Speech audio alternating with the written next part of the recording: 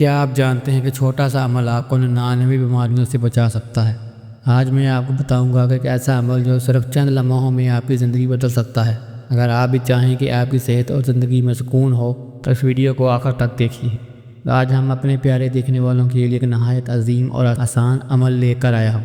اگر آپ اس عمل کو روزانہ کا معمول بنا لیں تو انشاءاللہ اللہ کے فضل سے 99 بیماریوں سے حفاظت ممکن ہو جائے گی۔ جی ہاں، آپ کو بس نماز عشاء کے بعد ایک مختصر سی دعا پڑھنی ہوگی، جس کے بارے میں نبی کریم صلی اللہ علیہ وسلم نے خود ارشاد فرمایا، لا حول ولا قوۃ الا باللہ۔